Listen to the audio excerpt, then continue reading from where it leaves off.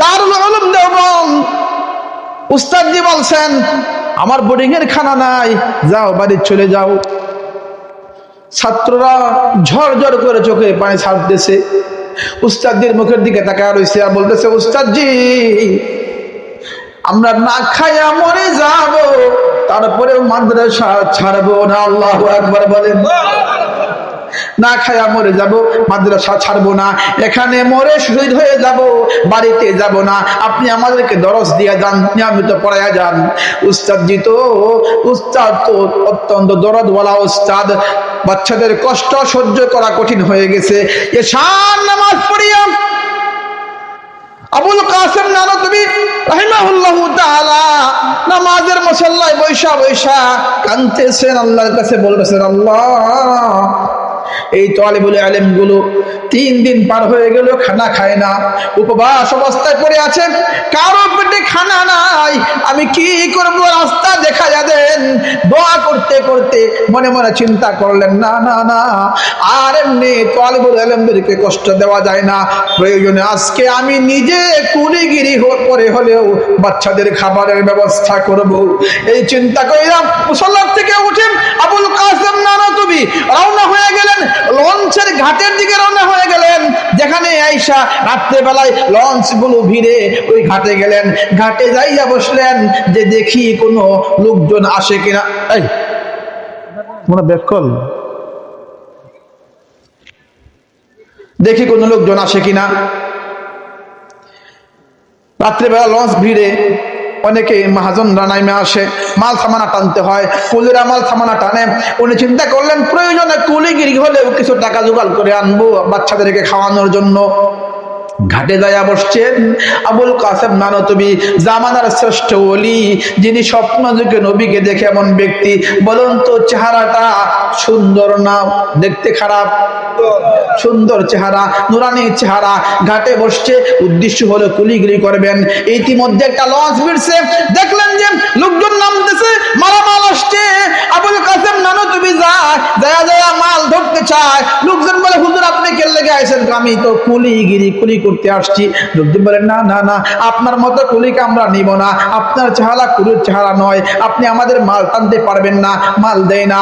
আবার অন্য কুলিরা যারা নিয়মিত কাজ করে দৌড়াইয়া যাইয়া ওই মালগুলো টাইনা হেসরাইয়া নিয়ে যায়। ওরা জানে কেমনে মাল নেওয়া লাগে, কিন্তু হুজুর তো দারুল উলুমের প্রিন্সিপাল, উনার তো ওই কায়দা জানা নাই, শুধু প্রস্তাব করে আমাকে দের, আমি নিয়ে যাই, কিন্তু কেউ মাল দেয় না। এমন করতে করতে মালামাল আনলোড হয়ে গেল, সব শেষ হয়ে গেছে। আবুল কাসেম বৈশা বৈশা কান্দে, চোখের পানি ছাড়ে, হারে বুক ভরা আশা নিয়ে আসলাম, কিছু কুলিগিরি করে হলেও কিছু টাকা নেওয়া যায়, কিন্তু না না, দেখি আমাকে কেউ মাল দিল না। এবার বসে বসে আল্লাহর কাছে হাত তুলে বলতেছেন, আল্লাহ ওই ছেলেগুলোকে রেখে আসলাম ক্ষুধার্ত অবস্থায়, তুমি জানো আমার পেটেও খানা নাই, আর কেমনে সহ্য করবো গো মাওলা, তোমার পক্ষ থেকে সহযোগিতা করো। কান্না করতেছেন, বিষণ্ণ মনে বসা আছেন। আরেকটু পরে ছায়া দেখেন একটা ভদ্রলোক লঞ্চের ভিতর থেকে একটা ট্রাঙ্ক টাইনা নিয়ে আসতেছে। আয়সা দেখে অন্য কুলিরা সব মাল নিয়ে চলে গেছে, একটা লোক বসা আছে। ডাক দিয়া বলে, এই মিয়া তুমি এখানে বসে রয়েছে কেন? হুজুর মাথা উঠে বলে, আমি এখানে বসে রইলাম একটু মাল কুলিগিরি করে টানার জন্য, কিন্তু বড় আফসোস আমি এই ঘাটের নতুন কুলি, আমার মাথায় কেউ মাল দিল না, আমাকে খালি হাতে বসায় রাখলো। আমি নতুন কুলি হইয়া কায়দাও বুঝি না কেমনে মাল নেওয়া লাগবে। লোকটা ডাক দিয়া বলে, আচ্ছা ঠিকই আছে, আসো আমার এই টাংটা নিয়ে যাও, টাংটা লও, আমার গন্তব্যে পৌঁছা দিয়ে আসবা। এবার তিনি অত্যন্ত আশান্বিত হইয়া টাংটা নিছেন, তার বোঝাটা নিছেন, নিয়ে মাথায় উঠাইছেন। বলে, কোথায় যাবেন? বলে, আমি যাব যেখানে, আগে শহরে নিয়ে যাও, তারপরে বলবো। মনে মনে ভয়, ওই লোকটা বলতেছে না জানি আবার কোন দিকে নিয়ে যায়, কোনো কিছু বললে আবার কি হয়, এজন্য কিছু বলে না। বলে, আগে ট্রাং মাথায় লও, আমাকে শহরে নিয়ে যাও। আসতেছে লোকটা পিছনে পিছনে হাঁটতেছে, তাকায়া দেখে আবুল কাসেম নানতুবির মাথার উপরে টাং, কিন্তু মাথার মধ্যে লাগে না, মাথার আধা হাত উপরে টাংটা ভাইসা আছে। কোন আল্লাহু আকবার। লোকটা একবার দুইবার দেখে ভয় পেয়ে গেছে। ঘটনা কি এই ট্রাং দেখি তার মাথায় লাগে না, এটা মানুষ না জিন, আমার কোন দিকে না নিয়ে যায়, ধ্বংস করে দেয় কিনা। এই তো লোক দাঁড়াও, বলে থামো, কি হয়েছে জনাব? তোমার মাথায় ট্রাং দিছি, ট্রাং দেখি মাথায় লাগে না, উপরে উপরে থাকে, আগে পরিচয় দাও তুমি জিন না মানুষ। কোন সুবহানাল্লাহ। আবুল কাসেম দেখলেন লোকটার চেহারার মধ্যে ভয়, বিষণ্ণতার ছাপ, ভয় পাইতেছে। এবার ডাক দিয়া বলে, ও মহাজন সাহেব শুনেন, আপনার কাছে আমার পরিচয় দেওয়ার সুযোগ আমার ছিল না, যেহেতু কুলি হইয়া কুলি সাইজা মাথায় ট্রাং নিছি, কিন্তু যখন প্রশ্ন করছেন আর ভয় পাইতেছেন, আপনাকে না বলে পারতেছি না। শুনেন, আমি হলাম দারুল উলুম মাদ্রাসার প্রিন্সিপাল, আমি এখানে আসছি কুলিগিরি করার জন্য। আমার মাদ্রাসার ছেলেরা 3 দিন ধরে না খায়া থাকে, এই জন্য আপনার টান নিছি, আপনার যা মনে আছে আমাকে মজুরি দিয়েন, তারপরে টানটা আমার হাত থেকে টাইনা নিয়েন না। কোন আল্লাহু আকবার।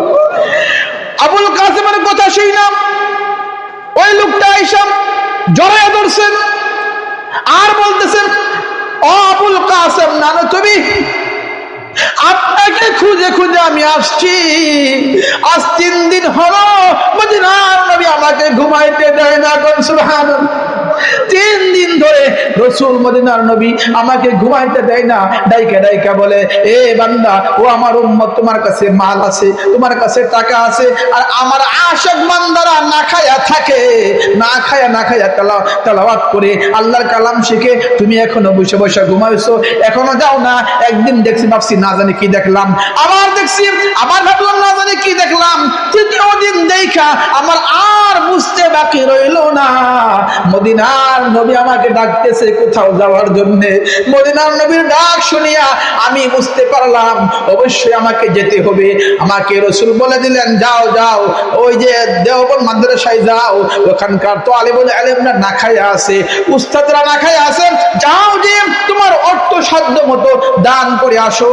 মুতামিম সাহেব, বড় অপরাধ করে ফেলেছি, ভুল করে ফেলেছি, আপনার মাথায় আমি বুঝা দিয়েছি, বুঝতে পারি নাই, চিনতে পারি নাই, আপনাকে বুঝা দেওয়ার জন্য আমি সেখানে আমার বাড়ি থেকে আসি নাই। না, আপনাকে আর এক কদমও আমার বুঝা মাথায় নিতে দেব না। আপনি চলেন মাদ্রাসার দিকে, আমাকে পথ দেখায় নিয়ে যান, আপনার মাদ্রাসার জন্য আসছি। এই ট্রাং ভর্তি স্বর্ণ রূপার টাকা হলো আপনার মাদ্রাসার জন্য। কোন সুবহানাল্লাহ। এই ট্রাং ভর্তি টাকা আপনি নিয়ে রাখেন, তো আলিমুল আলেমদের জন্য নিয়ে আসছি। আর লঞ্চের মধ্যে যে মালগুলো রাখা আছে, মালগুলো আগামীকাল খালাস করে সবগুলো মাদ্রাসায় দিব। মদিনার নবী আমাকে পাঠাইয়া দিয়েছে এই মালগুলো মাদ্রাসায় দেওয়ার জন্য। কোন সুবহানাল্লাহ। আপনারা কোথায় বসছেন, কোন জায়গায় বসছেন গো? এই জায়গাটা তো হলো সেই জায়গা।